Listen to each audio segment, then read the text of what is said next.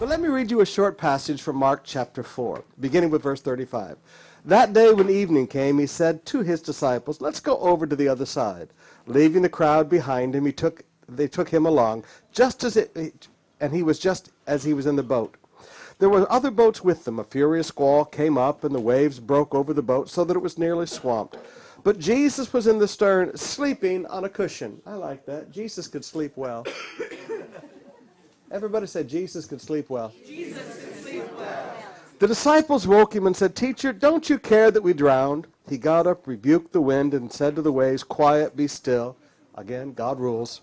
Then the wind died down, and it was completely calm. He said to his disciples, Why are you so afraid? Do you still have no faith? They were terrified and asked each other, Who is this that even the wind and the waves obey him?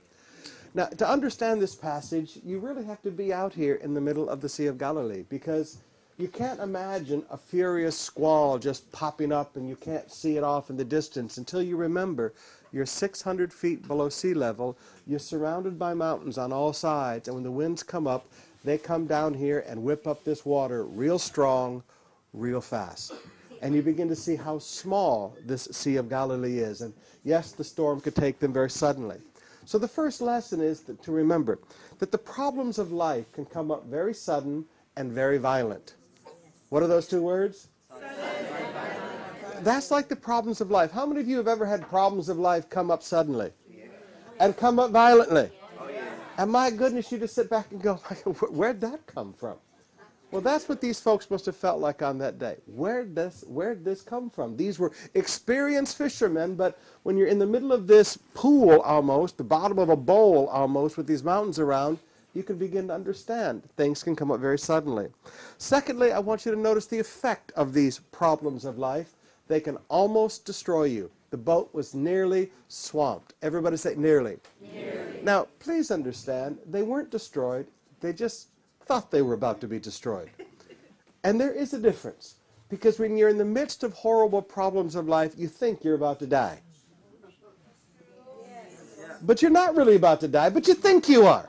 Okay? It says they were nearly swamped. It wasn't that they were flipped upside down and in the water unable to swim. They were nearly swamped. But the third thing I want you to notice is that Jesus was sleeping. Now, no, he doesn't sleep today, all right, because God neither slumbers nor sleeps. But in their day, he was sound asleep on a cushion. He liked a cushion. He liked a little bit of comfort. Okay? He liked a pillow. Now, the boat in that day wasn't a great big boat like this. In fact, one of the first places we will stop is we will see an actual boat from the time of Jesus that they have excavated.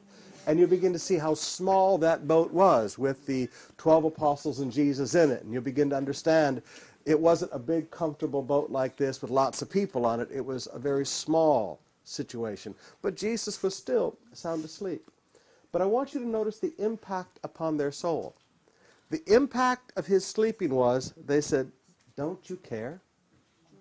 Now, sometimes when the sudden problems of life come up and we feel like we're about to be destroyed, we're really not, but we think we are.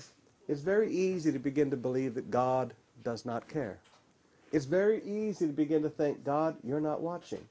It's very easy. The impact upon our soul is so strong, we think that God doesn't care. And you have to deal with that attitude, because he always cares. Amen. He never leaves us. He never fails us. He never forsakes us. But in our soul, we begin to feel like he doesn't care. But he always cares. And sometimes you have to tell yourself to shut up.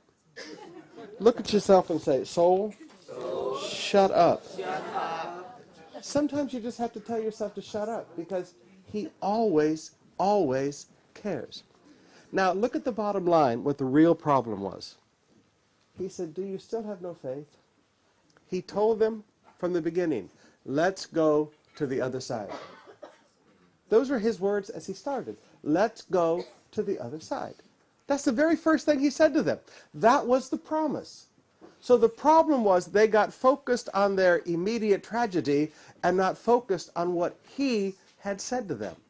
He said, let's go to the other side. He didn't say, let's go halfway out and drown.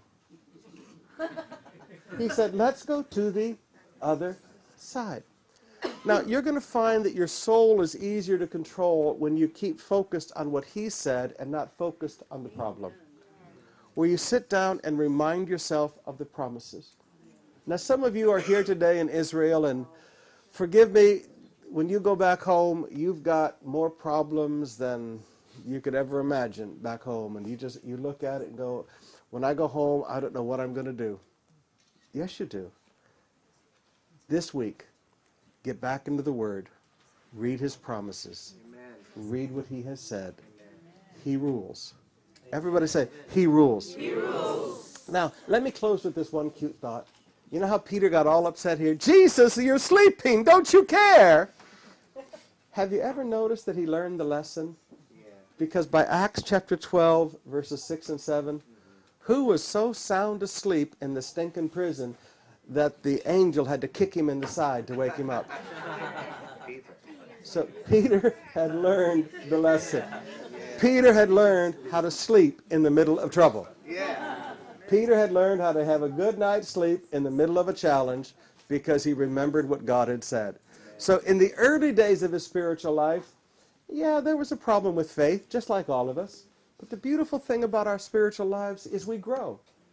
And there comes a day when, yes, we're crying out, Jesus, don't you care? But then a few years later, we're sound asleep, just like Peter. We've learned that he does care, that he does mean what he says. He will never leave us. He will never fail us. He will never forsake us. So that's just one of the lessons to learn here in the middle of the Sea of Galilee.